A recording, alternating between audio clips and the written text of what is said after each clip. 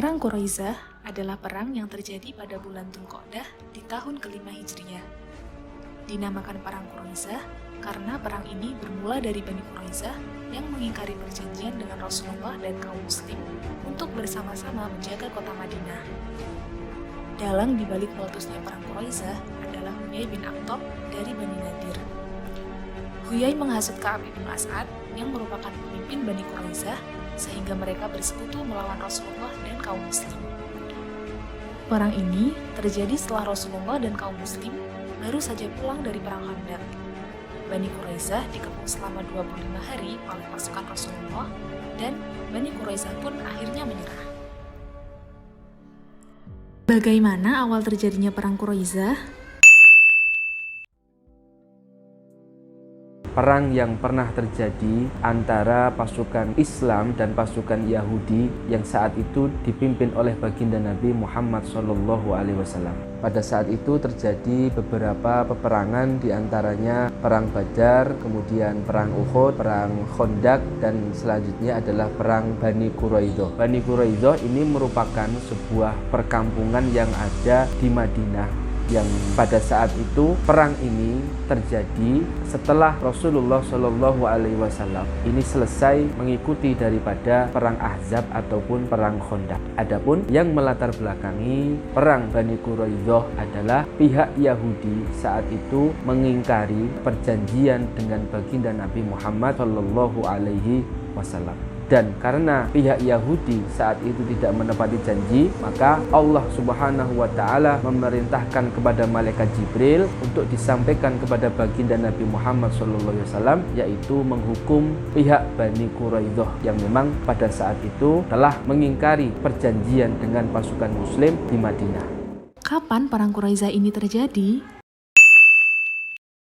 Perang Bani Quraisyah ini terjadi tahun 627 Masehi pada bulan Dzulqa'dah dan sekitar tahun 5 Hijriah. Adapun kronologi daripada terjadinya perang ini adalah karena Bani Quraisyah saat itu tidak menepati janji kepada baginda Nabi Muhammad SAW, yaitu janji untuk tidak saling berperang atau saling berkhianat. Akan tetapi Bani Quraisyah yang didesak oleh pemimpin Bani Nadir yang bernama Huyai, saat itu Huyai ini mendesak kepada pemimpin Bani Quraisyah yang bernama Ka'ab agar membantu Quraisy yang saat itu bersama musuh-musuh Islam untuk menyerang daripada kota Madinah. Sebenarnya pemimpin Bani Quraisyah ini tidak ingin untuk ikut campur daripada perang, akan tetapi karena adanya desaan daripada Huyai, maka Ka'ab yang saat itu menjadi pemimpin Bani Quraisyah ini ikut mengirimkan pasukan dan mensuplai senjata. Artinya perang ini terjadi karena pihak Bani Quraisyah ini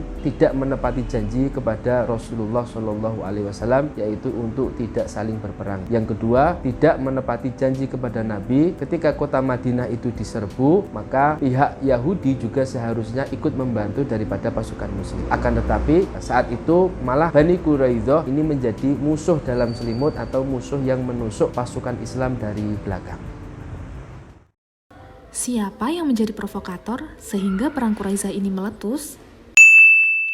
Perang Bani Quraisyah ini terjadi bukan karena suatu kebetulan, melainkan karena adanya desaan dari berbagai pihak. Tentunya di dalamnya juga terdapat provokator-provokator yang menjadikan perang itu terjadi. Bani Quraisyah pada saat itu mendapatkan ajaan daripada pemimpin Bani Nadir yang bernama Huyai. Akan tetapi ajaan daripada pemimpin Bani Nadir ini pada mulanya ditolak oleh Ka'ab karena sebenarnya Ka'ab ini ingin menepati janji kepada Rasulullah SAW, yaitu untuk saling menjaga antara pasukan Muslim dan pasukan Yahudi ketika Madinah itu diserang oleh musuh. Pada saat itu Ka'ab yang tadinya teguh pendirian dengan kehebatan diplomasi Huyai pemimpin Bani Nadir yang menawarkan beberapa tawaran-tawaran Semisal besarnya pasukan koalisi daripada Quraisy saat itu yang dijanjikan bisa memusnahkan daripada umat Islam atau mengalahkan daripada pasukan Rasulullah Shallallahu Alaihi Wasallam. Dengan adanya gambaran yang begitu luas, gambaran kemenangan yang di depan mata yang didiplomasikan oleh Huyai saat itu, maka Ka'ab yang semula tidak mau ditawari untuk membantu peperangan akhirnya luluh dan mengirimkan beberapa pasukan untuk menyerbu daripada pasukan Muslim. Sedangkan dari pihak Muslim, setelah Nabi Muhammad SAW selesai daripada perang Khandaq, beliau kemudian menuju Madinah untuk beristirahat, yang saat itu beliau berada di rumah salah satu istrinya. Dan pada saat Rasulullah SAW ingin membersihkan badannya daripada kotoran-kotoran tanah-tanah yang menempel pada badan beliau setelah terjadinya perang, maka tiba-tiba muncullah malaikat Jibril saat itu yang memerintahkan kepada Nabi Muhammad SAW untuk tidak meletakkan senjata. Artinya malaikat Jibril yang saat itu diperintah oleh Allah Subhanahu wa Ta'ala untuk menghukum daripada Bani Quraidah yang memang pada saat itu menusuk kaum muslimin dari belakang, yang dimana Jibril mengatakan bahwa saat itu pasukan malaikat yang ikut membantu kaum muslimin pada saat perang Khandaq ini tidak lantas kembali ke langit, akan tetapi semua menuju ke perkampungan Bani Quraidah sebagaimana yang telah diperintahkan oleh Allah Subhanahu wa Ta'ala. Maka dari pihak muslimin bahwa malaikat Jibril yang mendapatkan perintah dari Allah agar segera menghukum Bani Quraidah yang saat itu tidak bisa menepati janji daripada perjanjian yang pernah dibuat dengan kaum muslimin. Di mana perang Quraisyah ini terjadi?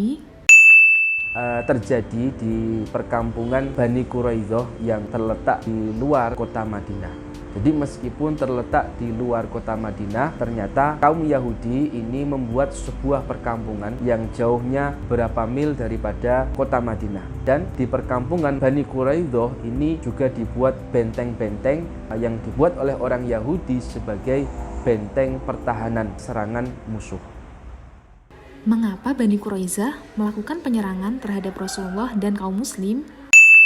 Perang Bani Quraidah ini merupakan perang yang langsung diperintah oleh Allah Subhanahu wa Ta'ala, yang pada saat itu setelah perang Ahzab ini selesai, maka Allah Ta'ala memerintahkan kepada Nabi Muhammad SAW untuk menghukum daripada Bani Quraidah. Adapun perang ini terjadi kurang lebih selama 25 hari, yang saat itu Rasulullah SAW ini melakukan pengepungan terhadap Bani Quraidah. Dan pada perang itu pula datang bantuan daripada Allah Subhanahu wa Ta'ala yang menurunkan rasa takut ke dalam hati daripada pasukan Bani Quraidah. Akibat rasa takut itu pula kemudian Bani Quraidah ini tidak mampu untuk melawan daripada pasukan muslim karena mental yang sudah jatuh yang disebabkan oleh kekuatan atau bantuan daripada Allah Subhanahu wa Ta'ala. Pada saat perang itu selesai, maka pemimpin-pemimpin Bani Quraidah saat itu menyerahkan diri kepada baginda Nabi Muhammad SAW untuk meminta hukuman apa yang sekiranya akan mereka terima karena mereka telah mengingkari janji daripada kesepakatan antara pasukan muslim dan kaum Yahudi pada saat itu. Dan pada saat itu Rasulullah SAW ini memberikan pilihan kepada pemimpin kaum Yahudi tentang siapa yang menjadi hakim daripada mereka. Dan pihak Bani Quraidah saat itu mempercayakan kepada Sa'ad bin Mu'adz untuk menjadi hakim daripada apa yang akan diterima oleh kaum Yahudi setelah mereka mengingkari daripada perjanjian. Dan saat itu Sa'ad yang sedang sakit kemudian didatangkan oleh Rasulullah SAW untuk menjadi hakim daripada kedua pasukan tersebut. Sa'ad kemudian memberikan jawaban tentang apa yang diminta oleh Nabi, bahwa semua laki-laki yang ikut membantu di dalam perang maka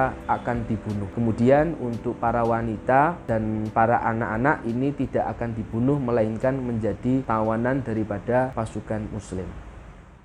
Pesan atau hikmah apa yang bisa kita petik dari kisah perang Quraisyah ini?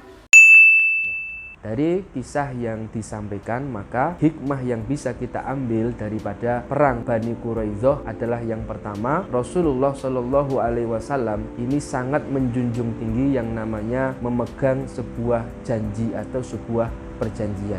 Maka kaum yang saat itu tidak menepati janji kemudian mendapatkan balasan daripada Allah Subhanahu wa Ta'ala, yang dimana mereka telah melakukan kesalahan dan mengingkari janji, melakukan perlawanan terhadap kaum muslimin. Kemudian hikmah yang kedua yang bisa diambil bahwa musuh yang melawan daripada kaum muslimin itu ada musuh yang bisa dilihat dari depan dan juga ada musuh yang menusuk dari belakang. Maka musuh yang menusuk dari belakang ini lebih bahaya daripada yang menusuk dari depan. Maka kita selaku umat Nabi Muhammad SAW juga harus berhati-hati terhadap musuh-musuh yang ada atau yang datangnya dari belakang atau musuh yang muncul dari dalam kelompok itu sendiri. Kemudian hikmah yang ketiga yang bisa kita ambil bahwa perang Bani Quraidah ini semata-mata bukan karena hawa nafsu daripada Nabi Muhammad SAW dan para sahabatnya. Akan tetapi perang ini merupakan perintah daripada Allah Subhanahu wa Ta'ala untuk menghukum Bani Quraidah yang saat itu tidak menepati